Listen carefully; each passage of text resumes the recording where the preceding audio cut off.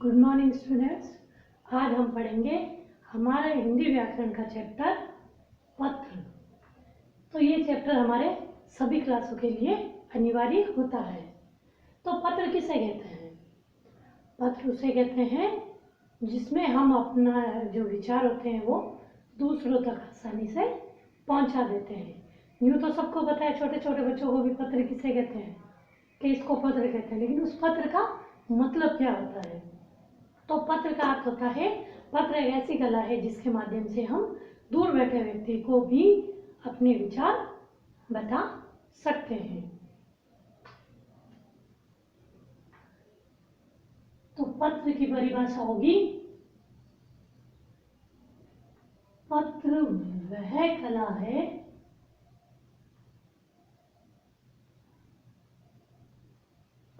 जो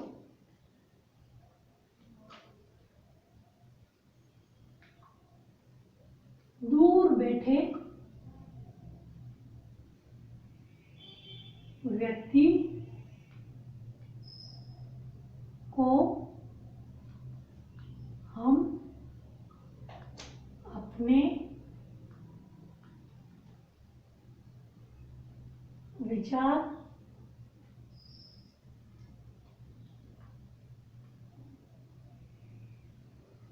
पहुंचा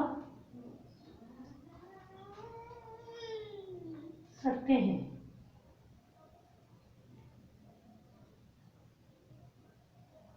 तो पत्र क्या है? एक ऐसी कला है जिससे हम दूर बैठे व्यक्ति को भी हम अपने जो विचार होते हैं, मन के भाव होते हैं, वो दूसरों तक पहुंचा सकते हैं। अगला आता है पत्र कैसे लिखते हैं। तो पत्र लिखने के लिए हमें क्या करना पड़ता है या कौन सी बातों का ध्यान रखना पड़ता है? तो पत्र लिखते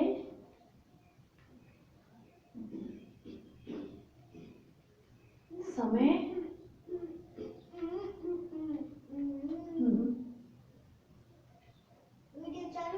निम्न बातों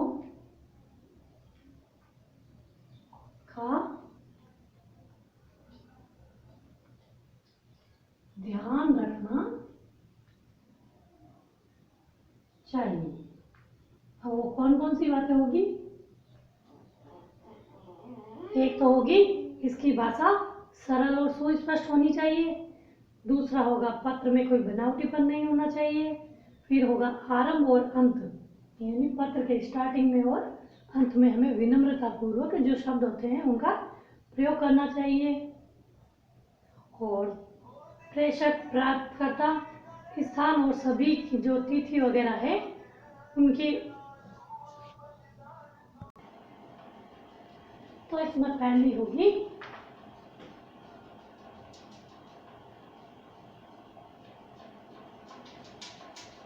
पत्र की जो भाषा है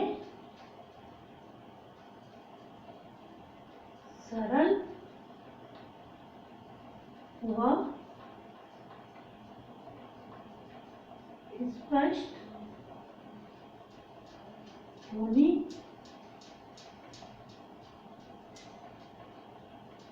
चाहिए।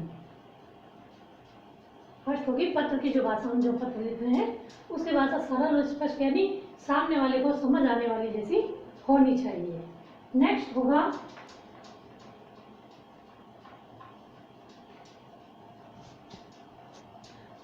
पत्र में बनावटीपन। पत्र में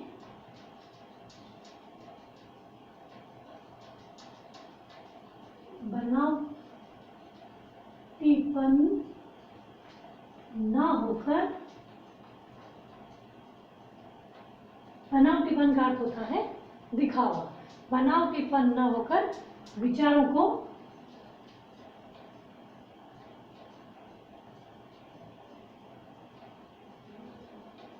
सुस्पष्ट, सु का अर्थ होता है अच्छा और स्पष्ट यानी तरीके से ना होकर सुस्पष्ट यानी अच्छी तरीके से व्यक्त करना चाहिए।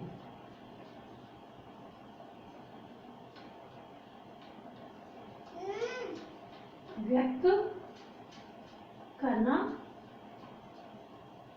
चाहिए।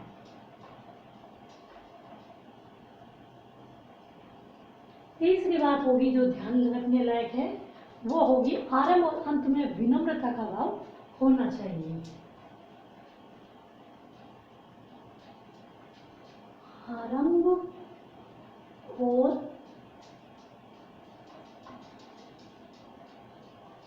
अंत में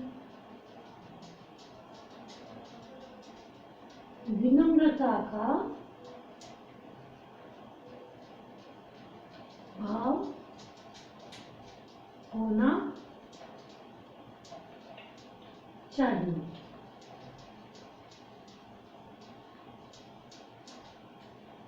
अगली होगी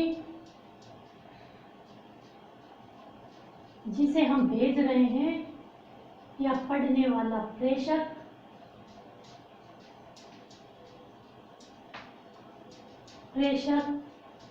या प्राप्तकर्ता, लिखने वाला या प्राप्तकर्ता, जो प्राप्त करता है उसका तिथि,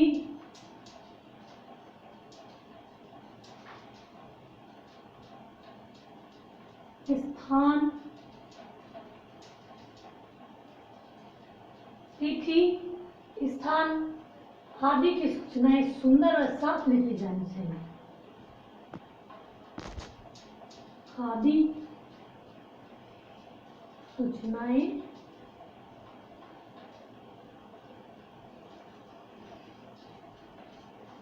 साफ व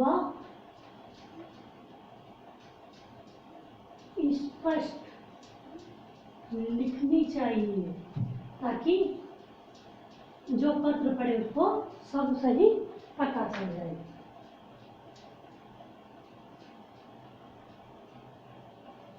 अगली और लास्ट बात होगी जो ध्यान रखने योग्य है वो होगी हमारी पत्र अधिक लंबा नहीं होना चाहिए। पत्र अधिक लंबा नहीं होना चाहिए, क्योंकि अगर पत्र अधिक लंबा हुआ तो लोगों को पढ़ने में इंटरेस्ट नहीं आएगा। वो खोल कर देख लेंगे, अरे यार इतना बड़ा पेपर है तो इसको कौन पढ़ता है। इसीलिए तो ये तो थी हमारी पत्र में लिखने जैसी। पत्र को लिखने से पहले हमें किन बातों का ध्यान रखना चाहिए वो बातें। अब हम करते हैं पत्र के प्रकार। तो पत्र के होते हैं दो प्रकार,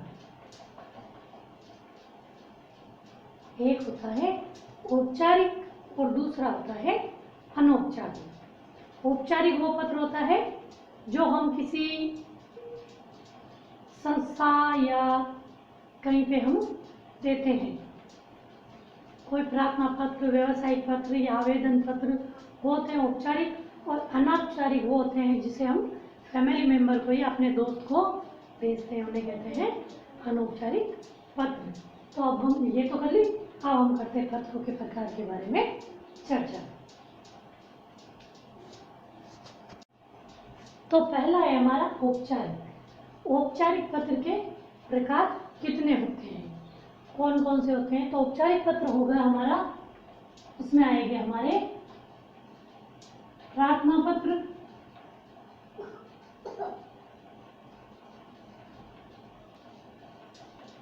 दूसरा होगा आवेदन पत्र,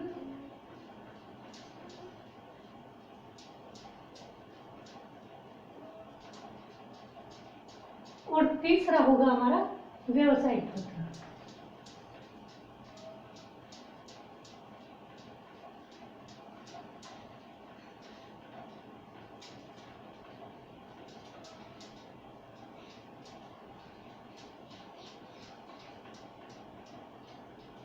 ये तो ऐसे पत्र तो आते हैं हमारे औपचारिक पत्रों में।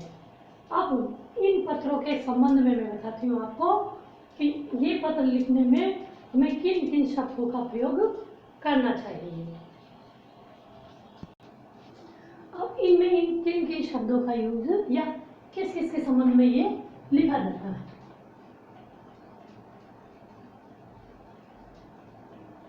संबंध, तो इसमें हम प्रार्थना पत्र होगा तो हम क्या लिख देंगे, प्रधानाचार्य।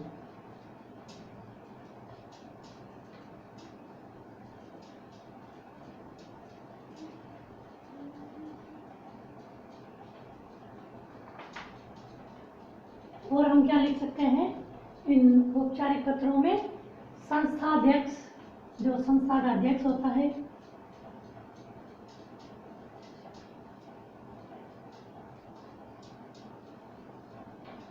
संस्थाध्यक्ष, और हो सकता है प्रबंधक,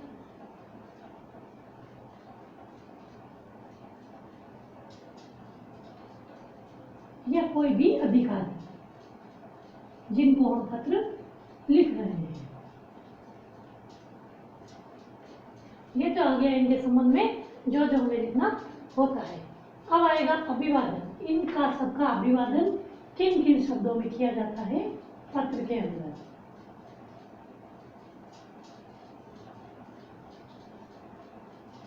अगर वो अनौपचारिक होते हैं तो उसमें तो तुम्हारा लाडला बेटा या तुम्हारी प्रिय बेटी या तुम्हारा प्रिय मित्र हो जाता, लेकिन इसमें अभिवादन की जगह क्या आएगा, मान्यवर,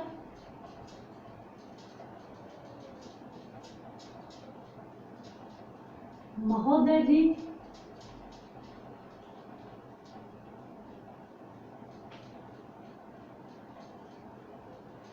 और श्रीमान जी,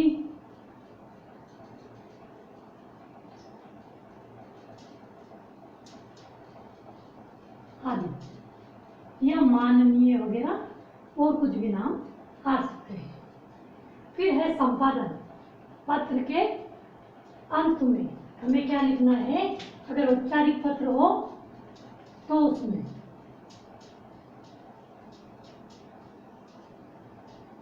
अगर पत्र का अंत हो तो उसमें हमें औपचारिक पत्र में क्या लिखना होगा, आपका आज्ञाकारी,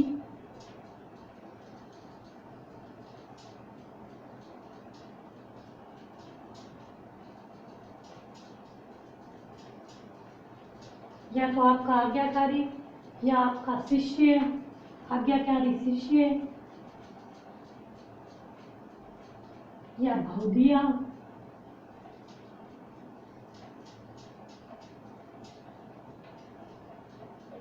या विनीत प्रार्थी। ऐसे बहुत से नाम है जिनके लिए उनका आदर सत्कार या संपादन के वक्त लिखा जाता है। प्रार्थी या आपका प्रार्थी,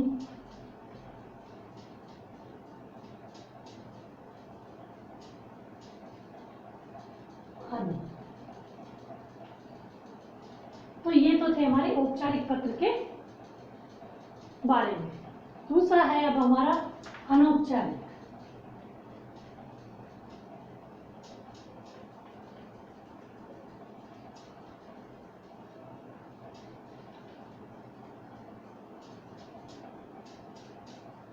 पत्र अब है अनौपचारिक पत्र। ये हम किसे लिखते हैं, ये पत्र हम हमारे रिश्तेदार, छोटी बहन, बड़ी बहन, छोटा भाई, बड़ा भाई, अपने दोस्त, पिता, चाचा, दादा, किसी को भी लिख सकते हैं। तो जो पारिवारिक या जो फैमिली मेंबर को लिखा जाता है वो होता है अनौपचारिक पत्र। अब अनौपचारिक पत्र के अंदर क्या क्या लिखा जाता है वो मैं आपको बताती हूँ।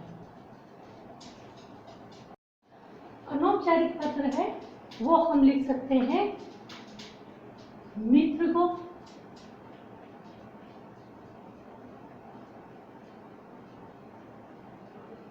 छोटे भाई,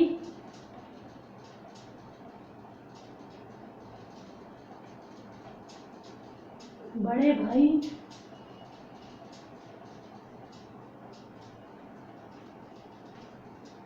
बहन, या फिर परिवार में कोई भी हो तो उनको हम क्या कहेंगे, पारिवारिक।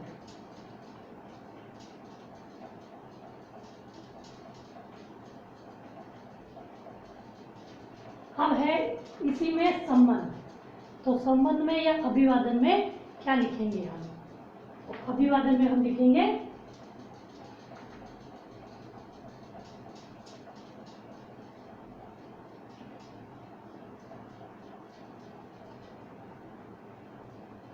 अभिवादन होगा। अगर हम पिताजी को लिखेंगे तो पूजनीय पिताजी या पूजनीय प्रिय।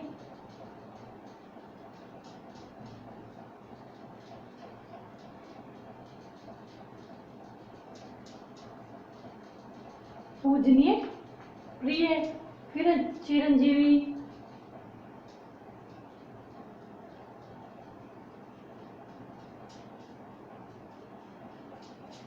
फिर सस्नेह वंदन,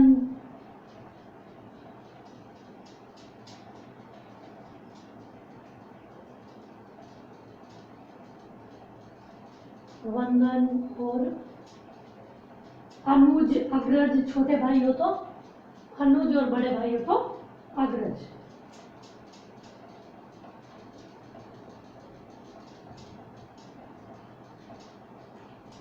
अभिवादन के बाद आएगा हमारा समापन या संपादन।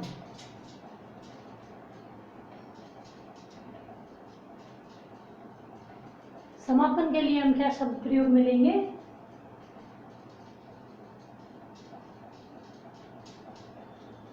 तुम्हारा मित्र भी हो सकता है, तुम्हारा आज्ञाकारी पुत्र भी हो सकता है, शुभ चिंतक भी हो सकता है और प्रिय पुत्र भी हो सकता है।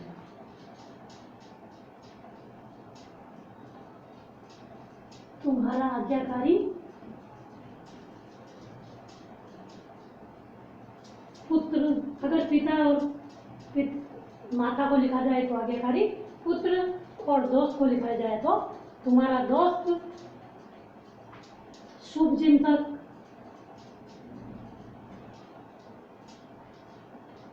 अगर हम अपने छोटे भाई को लिखें तो आ जाएगा शुभ चिंतक और आ जाएगा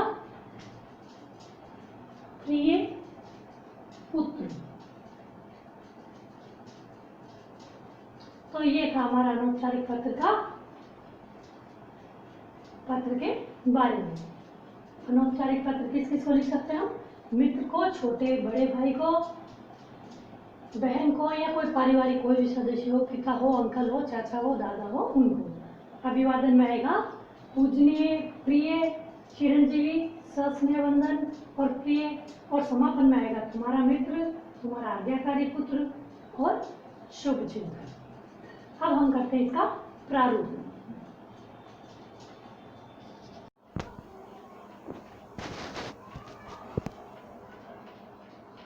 अब ये है हमारे औपचारिक और अनौपचारिक पत्र का प्रारूप, जिसमें होगा औपचारिक पत्र में तो सबसे ऊपर 3 लाइनों में आएगा जिसे भेजना है उसका पद, नाम व पता।